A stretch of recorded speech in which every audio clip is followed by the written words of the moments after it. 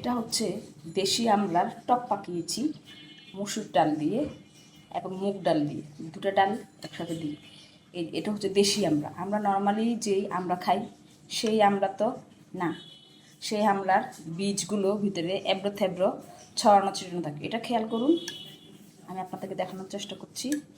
দেখুন একেবারে প্লেন সমান্তরাল। এই দেখুন একটা এটা পুরোটা বীজ খুলে গিয়েছে। দেখুন এই আমরার দেখুন বীজ, দেখুন এই আমরার বীজ বড়, এতে মাংসের পরিমাণ বা আমড়ার পরিমাণ কম থাকে, টকের পরিমাণে। এই দেখুন এটা দেখুন একটা আস্ত আছে, আমি দেখাচ্ছি আপনাদেরকে। দেখুন এটা, এতে চামড়ার পরিমাণটা পাতলা থাকে এবং বড়া বা বিচির পরিমাণটা বীজ বড় থাকে। এই দেখুন চামড়া খুলে গিয়েছে, ভিতরে ডাল। আমি দেখাচ্ছি আপনাদেরকে। দেখুন ভীষণ মজা, অনেক টক। এই দেখুন চামড়াটা দেখুন একেবারে পাতলা। এটাই এই চামড়ার